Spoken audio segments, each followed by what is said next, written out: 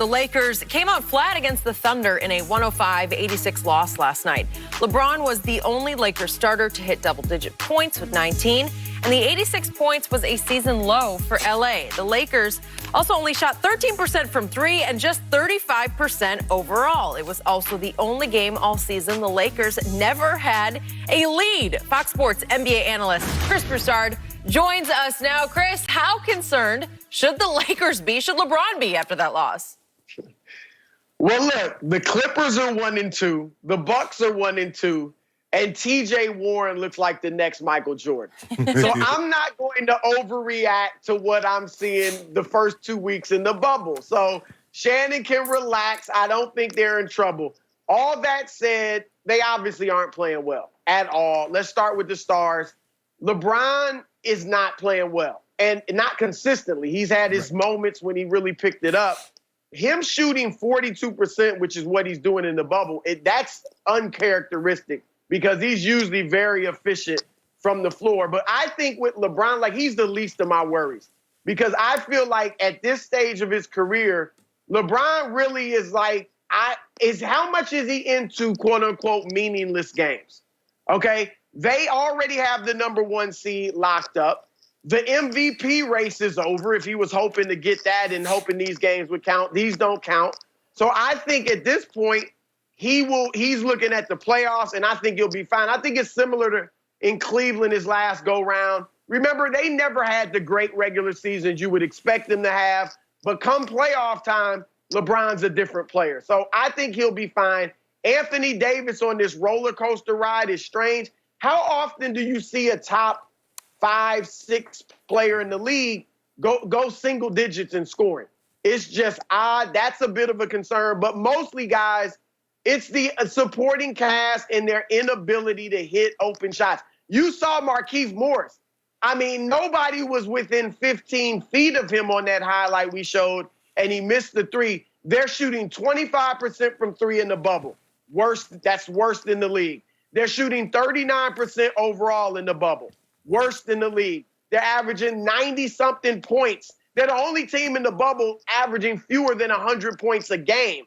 So their shooting is a problem. KCP, Danny Green, both under 25%. Alex Caruso, he looks okay defensively. He's shooting 11% from three. So these guys have got to hit open shots. The one guy that's actually playing consistently well is Kyle Kuzma.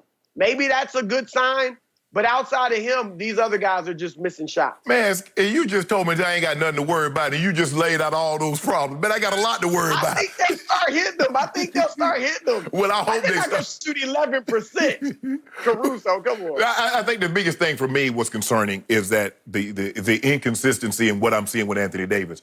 How you have a 34, a 14, a 42, and a 9.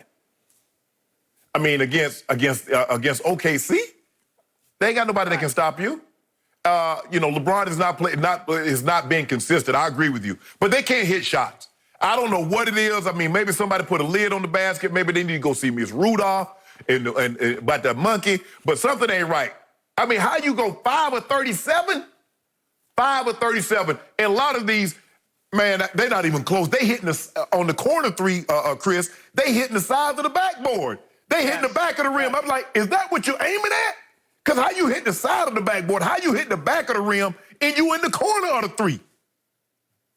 Man, I was like, it ain't looking good. See, and plus, the thing is, you give that team that's going to be the AC, they be like, man, they can be had. Oh, they can get got. And you looks like it's going to be Portland because Memphis has stepped off a cliff. I don't see Memphis winning another game. Jared Jackson, their second best player, is hurt. So they look like they're about to go over in the bubble. And it looked like might come down between San Antonio and Portland. But Portland got firepower. Those two guards can be dynamic. Nurkic. So Lakers need to pick it up. The Lakers need to pick. No ifs, ands, and buts about it. They need to play. They know they haven't played well. You don't want to go, I don't care what anybody says, you don't want to go into the playoffs playing like they're playing. Even though these games doesn't count, they've already clinched the #1 seed. I don't want to go into the playoffs looking like that. Shannon, you just left out the New Orleans Pelicans. Hey, y'all ain't doing nothing. You left them out. They ain't doing nothing. I hope we get You're going there. to regret leaving them out. And we'll start seeing that in just a couple of hours here because they're playing at 10:30 Pacific time, right? Yeah. 10:30 or 1:30 1:30 Eastern time. Chris Broussard, I tried to explain to my man Shannon Sharp earlier in the show that missing three-point shots is nothing really that new. Now, they haven't been shooting 25% from three during the regular season, but they have ranked all the way down at 23rd in the NBA in three-point shooting for the whole regular season. They're a poor three-point shooting team to start with, and they're an even worse free throw shooting team because they rank 28th if you take all the regular season stats, pre-pandemic, post, and then into the bubble. Mm-hmm. They rank 28th in free throw shooting, 23rd overall in three-point shooting. They're a poor shooting team, period. They can negate that because they have been, overall, the third best defensive efficiency team in the league. That's extraordinary. My hat's off, everything. I give you props for that. And that is led and inspired by LeBron James. Oh, you see him on D. Okay, all right. He has shown me that. Didn't really show me that much last night, because that team just decided not to play last night. Yeah, they shouldn't even took the floor. And it wasn't that they got shot out of the gym by the Thunder. The Thunder shot 5 for 24 from three, so they only made 5 and shot 20.8%. But your team shot 5 of 37, so it's 5 to 5. But still, you never led in this game because your co-star did not care about playing last night. And I remind everybody that the Anthony Davis, who took 14 shots in the first quarter against Utah and came out on a mission to say, watch this against Utah. The Lakers psychologically own Utah. But last night, he took 9 total shots. Is that right? No, 11 total shots. Mm-hmm. And I can't remember any of them because they were all uninspired and forgettable. So, Chris, we did a story a couple days ago, reported from the bubble, that LeBron and Anthony Davis have decided to say no to shoot-arounds. The tradition, the historic tradition of game day morning shoot-arounds, nah, we're not getting out of bed, especially in the bubble. Chris, as you know, the bubble ride to the arena, it's actually a walk. It's a 5-minute, 3-minute, 2-minute bus ride to these arenas. So it's not that hard to go get up some shots on game day morning. And I would suggest it's time for LeBron and AD to get their golden tails out of bed and get to the shoot around. If nothing else, just to change your luck, change your mindset, and feel a little better that you did. LeBron said after the game, we're going to put in the work. Well, you haven't been putting in any work in shoot-arounds because you're not going anymore. So I would suggest you better start doing something to defeat the contagious, just pathetic three-point shooting, because it's rubbing off on everybody. It always goes from bad to worse.